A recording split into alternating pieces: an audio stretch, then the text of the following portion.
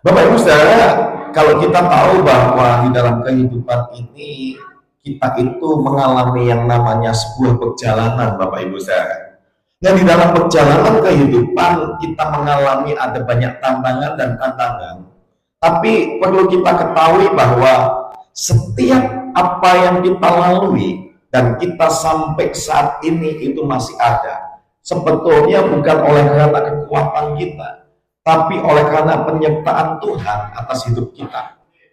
Nah, kita akan melihat bahwa sampai detik ini sebetulnya penyertaan Tuhan itu sempurna atas setiap kehidupan kita orang percaya. Amin, Bapak Ibu Saudara. Dan kita akan memahami juga makna dari Ebenezer, Bapak Ibu Saudara. Kita akan lihat di dalam 1 Samuel 7 ayat 12. Di situ dilihatkan 1 Samuel 7 ayat 12. Kita akan lihat saja di sini Bapak Ibu Saudara. Kita baca sama-sama 1 Samuel 7 ayat 12. 1, 2, 3. Kemudian Samuel mengambil sebuah batu dan mendirikannya antara Mispa dan Yesana. Ia menamainya Ebenezer. Katanya, sampai di sini Tuhan menolong kita. Nah, sebetulnya kalau kita memahami kata sampai di sini Tuhan menolong kita mungkin agak kurang pas di dalam bahasa Indonesia. Karena kalau mengatakan sampai di sini Tuhan menolong kita, orang punya anggapan bahwa cuma sampai di situ Tuhan menolong Samuel atau orang Israel.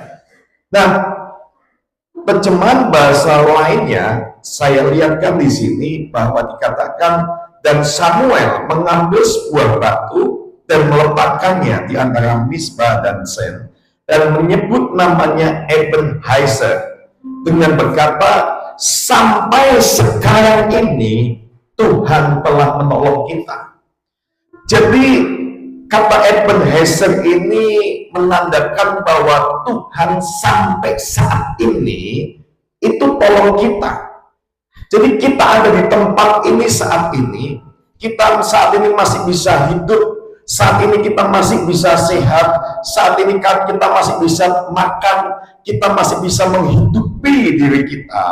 Itu bukan karena kekuatan kita, tapi oleh karena anugerah Tuhan sampai saat ini Tuhan tolong kita, dan ke depan pun Tuhan akan tetap tolong kita. Amin, Bapak Ibu Saudara.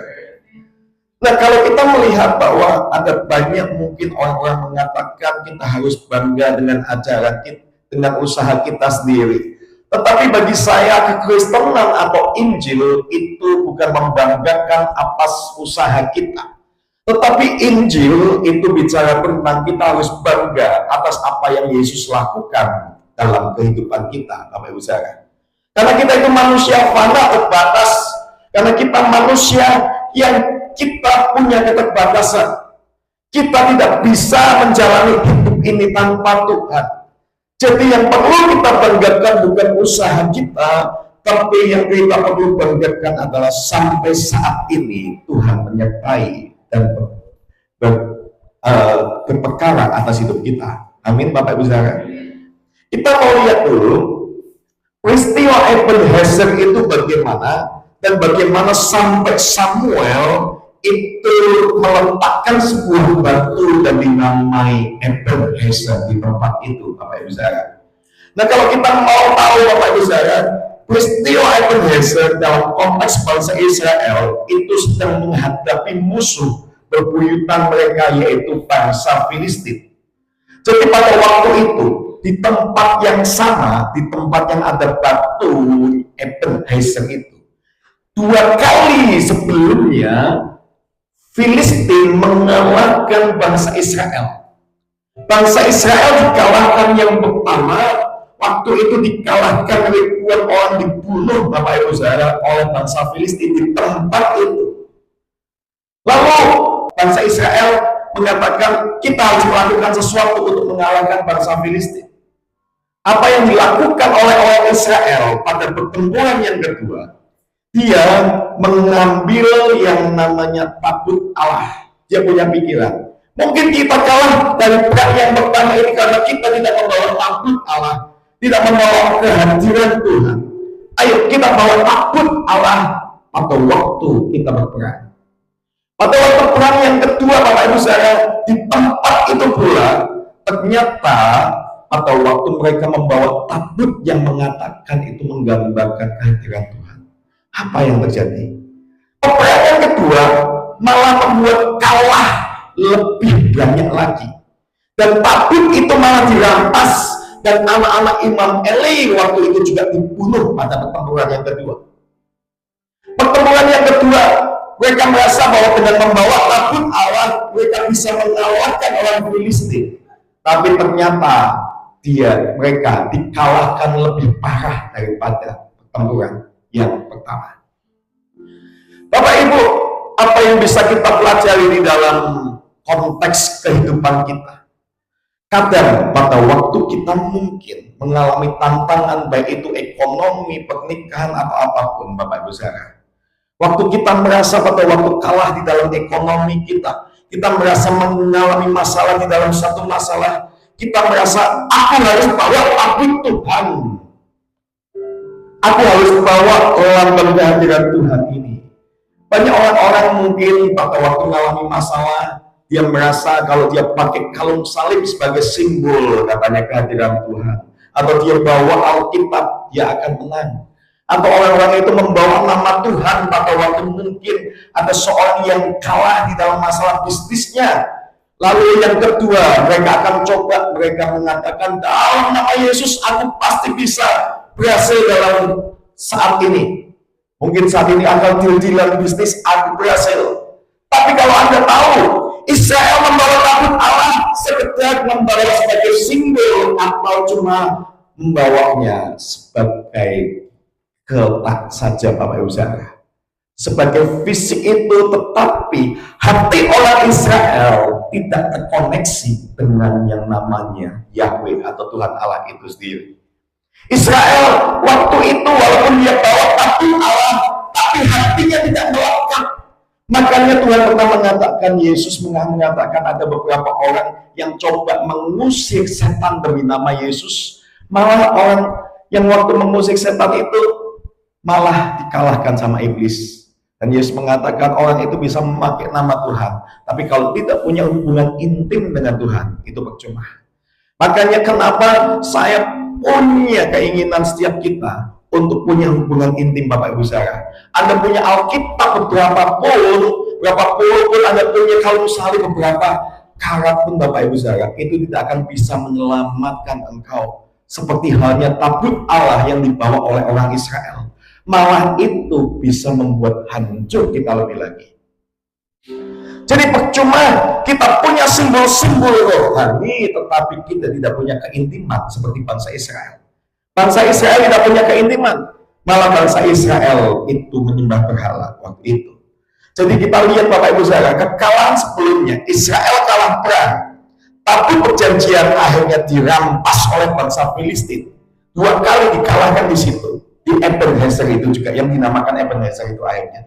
Dan bangsa Israel itu mengalami kehancuran moral dan rohani. Mereka merasa, Tuhan kenapa Tuhan tidak tolong aku? Aku kan bisa bawa tabut Allah. Seperti kita seringkali kita ngomong, Tuhan kenapa Tuhan tidak tolong aku? Aku kan sudah berdoa, aku kan sudah ibadah, tapi kenapa Tuhan tidak tolong aku? Bapak Ibu Saudara, doa dan ibadah kita kalau sekedar lip sync saja, sekedar kita cuma dari bibir kita, tidak dari hati kita, itu percuma, Bapak Ibu Saudara. Seperti orang Israel membawa tabut Allah dan ingin mengalahkan bangsa Filistin. Dan tetapi kalau kita lihat di pasal 7, Samuel menyerukan untuk bertobat, untuk kembali ke dalam hubungan intim dengan Tuhan. Dan di pasal 7 itu, setelah bertahun-tahun akhirnya Samuel bisa memimpin bangsa Israel yang begil ini, yang keras hati ini, untuk bertobat, meninggalkan berhala mereka dan kembali kepada Tuhan. Dan pada waktu mereka mau meninggalkan berhala, kembali hubungan connect intim dengan Tuhan, apa yang terjadi Bapak Ibu, saya dikatakan di situ kemenangan atas Filistin di dalam doa dan penyembahan kepada Tuhannya pada waktu itu.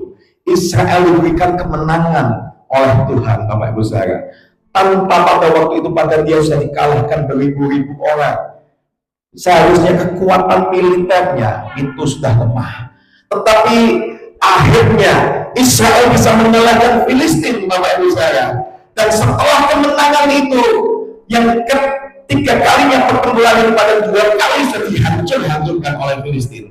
Dan yang ketiga, karena dia bertobat dan dia menyerahkan nama Tuhan benar-benar dari hati mereka, meninggalkan setiap berhala. Yang terjadi kemenangan itu terjadi, dan akhirnya Samuel mendirikan batu yang dinamakan Ebenezer, yang disebut sebagai tanda pengingat bahwa Tuhan menolong itu bangsa Israel. Nah, kita mau lihat Bapak Ibu saudara, arti kata Ebenezer dari bahasa Ibrani. Eben itu artinya batu. Hezer dari kata Ezer, hanya itu adalah menunjuk atau itu. Ezernya sendiri artinya adalah penolong atau pertolongan. Jadi Ebenezer secara harafiah itu punya arti batu pertolongan.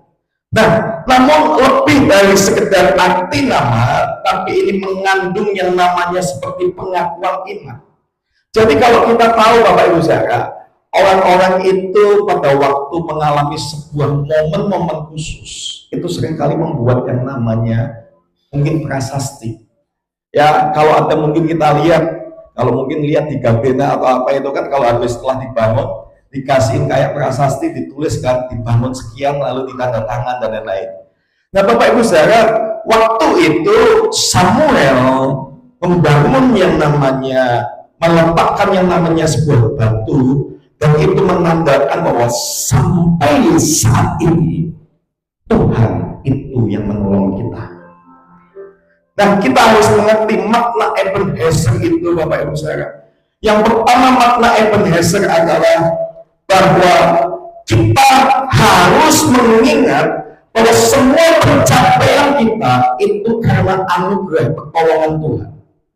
Jadi apa yang kita dapat saat ini bukan karena kekuatan kita, tapi oleh karena pertolongan Tuhan, Bapak Ibu saudara. Kemarin Glory sempat tanya, kok kamu enggak punya pemikir, kok kamu pernah enggak kebayang kenapa kok MCC bisa berkembang dan lain-lain. Saya rasa bahwa bukan karena kekuatan kita, bukan karena fasilitas kita, bukan karena apapun, karena dibanding dengan gereja yang lain, pasti kita kalah. Tapi saya percaya bahwa saya disadarkan bahwa sampai saat ini MCC berdiri, itu bukan karena kekuatan manusia, tapi karena memang ada pertolongan Tuhan dan anugerah Tuhan. Di tengah-tengah mungkin beberapa gereja-gereja lain yang punya fasilitas saat ini sedang mengalami stagnasi, Bapak Ibu saudara. Tapi saya percaya bahwa ini semua kita oleh karena anugerah Tuhan. Amin. Dan kalau saat ini Anda masih sehat, ekonomi Anda masih baik-baik, Anda masih bisa makan dan lain-lain, Bapak Ibu saudara, itu bukan karena kekuatan kita, tapi oleh karena anugerah Tuhan. Amin, Bapak Ibu saudara. Bukan karena kekuatan kita, tapi anugerah Tuhan. Saya akan ceritakan satu cerita. Ada 3 orang pria, Bapak Ibu saudara, itu ditemui oleh yang namanya malaikat. Pria pertama itu si kusta. Si kusta itu ditanyain sama malaikat, apa yang kamu inginkan untuk aku lakukan? Lalu kusta ini ngomong, aku pingin untuk tubuhku balik kembali, dan aku pingin untuk jadi sehat. Saya tidak punya porok-porok ini lagi, saya pingin untuk kembali. Lalu malaikat itu menyembuhkan. Setelah menyembuhkan, malaikat mengatakan, apa yang kau inginkan lagi? 1 permintaan lagi. Oke, aku ingin unta untuk aku bisa punya kehidupan yang layak. Akhirnya si malaikat ini memberikan unta, bukan cuma sekedar unta, tapi unta yang sedang hamil. Dan akhirnya dia pun punya banyak unta, Bapak Ibu saudara. Kemudian pria yang kedua adalah pria yang botak. Waktu didatangi malaikat, malaikat tanya, apa yang kamu inginkan? Aku pingin untuk rambutku kembali tumbuh dan aku tidak botak lagi. Lalu dia ditanya setelah diberikan mujizat itu, 1 permintaan lagi untuk kamu. Bicara tentang kekayaan, apa yang kamu inginkan? Aku pingin sapi. Lalu diberikanlah sapi yang juga sedang hamil, dan akhirnya dia punya juga banyak sapi, Bapak Ibu Saudara. Dan pria yang ketiga adalah pria yang buta. Waktu didatangi malaikat, sama jawabannya, dan dia menginginkan untuk bisa melihat. Pada waktu dikasih penglihatan, dikasih lagi satu permintaan terakhir tentang kekayaan, apa yang kamu inginkan. Lalu dia cuma ngomong, saya ingin kambing. Lalu diberikan juga kambing dan sedang hamil, dan akhirnya dia punya banyak kambing. Kemudian beberapa waktu kemudian sang malaikat ini menyamar. Dia datang kepada orang yang kusta dan dia ngomong sama orang yang kusta, bolehkah berikan aku satu unta? Lalu sang kusta ini mengatakan, aku tidak bisa memberikan kepada kamu karena ini adalah milikku. Lalu si malaikat yang nyamar jadi kusta ini, bukankah kamu juga dulu orang yang punya penyakit kusta dan kamu orang biasa? Lalu si kusta ini mengatakan, ini semua karena hasil dan usahaku. Begitu pula akhirnya malaikat mendatangi yang kedua, si pria yang dulunya botak itu, dan meminta sapi, satu sapi. Tapi si pria yang dulu botak ini, dia mengatakan tidak bisa memberikannya. Padahal si malaikat yang menyamar mengatakan, bukankah engkau sudah punya ribuan sapi? Kenapa engkau tidak bisa memberikan aku sapi? Lalu dia mengatakan bahwa ini hasil usahaku semua. Kemudian Bapak Ibu Saudara, dia datang ke pria yang ketiga, yaitu yang buta itu, yang dulunya buta. Dan pada waktu malaikat yang menyamar ini, dan akhirnya diberikanlah dengan si buta ini, dia meminta satu kambing, diberikan kambing.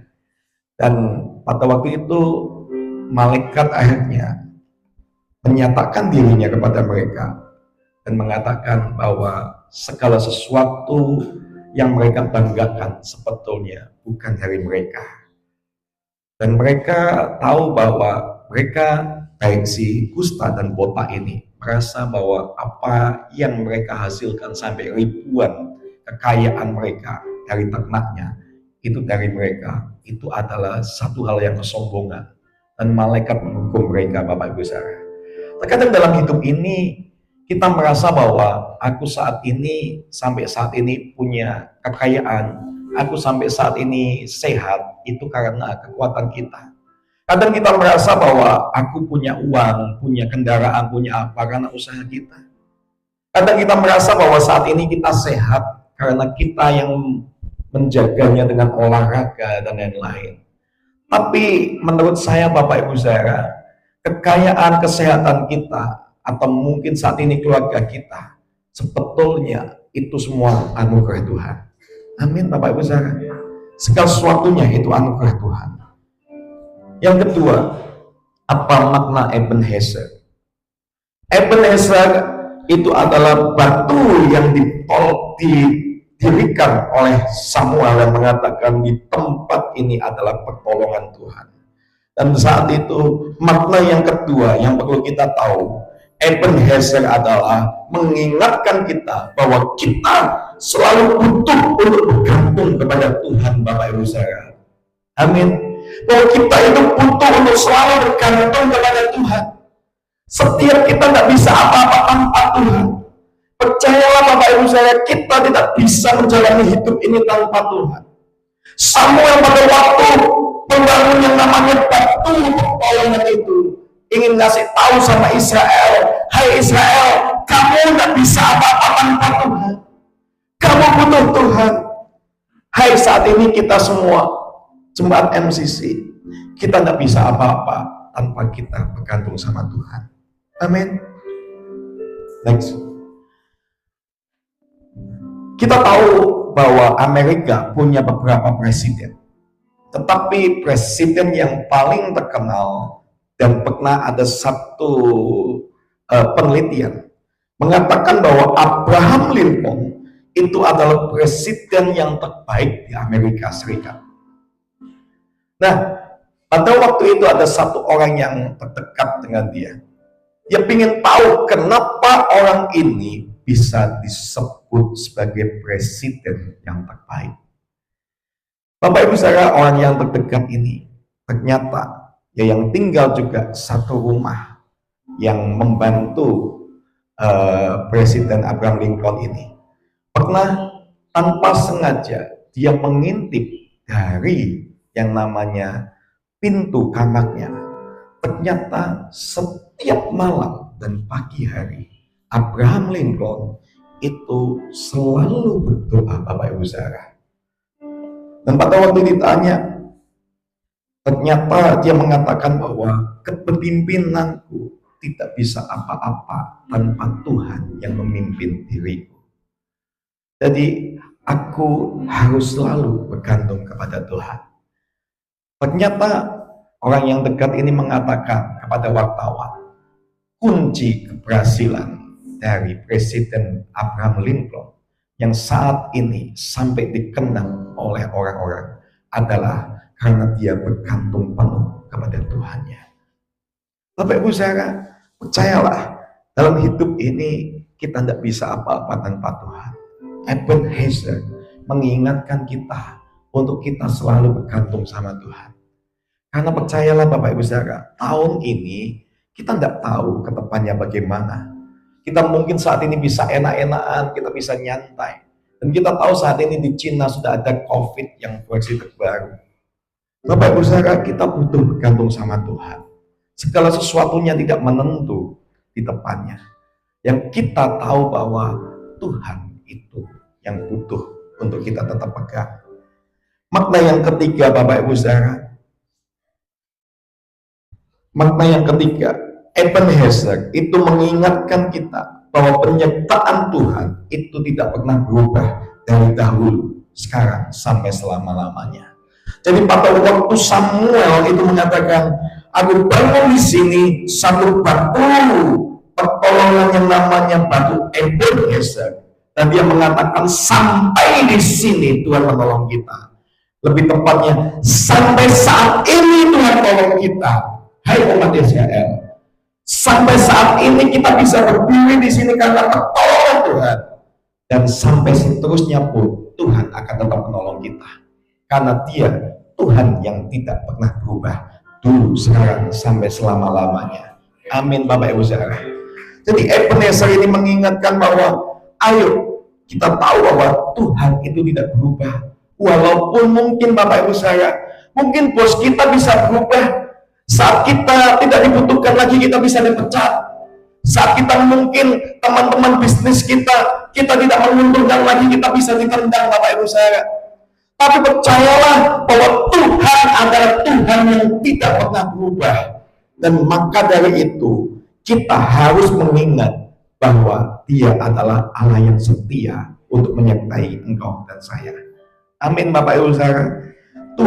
Tuhan yang tidak pernah berubah.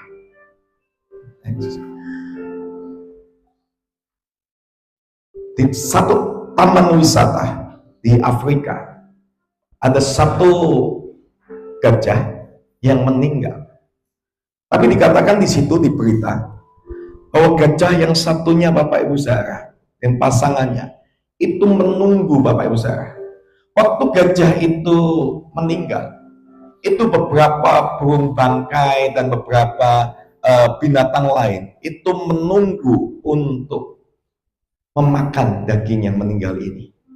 Tapi satu gajah pasangannya itu menunggui dan menjagai mayat daripada gajah ini. Kenapa? Ya walaupun dia mati, dia tetap setia sampai akhirnya ada dari pihak kebun binatang di situ menguburkan. Dia juga menunggu pada waktu penguburan itu, memastikan bahwa mayat dari temannya atau pasangannya itu sampai selesai dikuburkan dan tidak boleh diganggu oleh hewan yang lain. Dan pada waktu itu gajah ini sempat dikatakan di berita bahwa dia sampai nangis Bapak Ibu Saudara, dan sampai beberapa hari itu tidak mau makan karena temannya ini atau pasangannya ini meninggal. Sebetulnya saya juga akan lihatkan kemarin saya lihat di status. Bapak Ibu tahu kemarin ada satu pesawat di Korea, yaitu pesawat Jeju Air, itu melandas dan akhirnya hancur karena menabrak pada waktu dia mau melandas turun. Ternyata Bapak Ibu saudara, kalau mungkin kita melihat ada beberapa anak kecil juga yang meninggal, lalu beberapa ada yang mengatakan, mengirimkan pesan ke mamahnya bahwa ini adalah pesawatnya kena serangan burung dan akan mendarat, tidak tahu bisa selamat atau tidak. Ternyata sebetulnya kemarin karena saya akan cari, ada satu binatang yaitu anjing. Itu ternyata dia sampai di depan rumahnya, itu nunggu tuannya sampai ya saat ini Bapak Ibu saudara, dari korban jeju air itu. Bapak Ibu, kalau gajah dan anjing, binatang itu tetap setia kepada tuannya, itu tetap setia kepada teman atau pasangannya. Saya percaya apalagi Tuhan yang Immanuel itu tetap akan setia menemani Anda dan menemani saya. Amin. Tuhan tetap setia, masalah apapun, pergumulan apapun dalam hidup Anda, Tuhan tetap setia untuk menolong saya dan Anda. Amin Bapak Ibu saudara.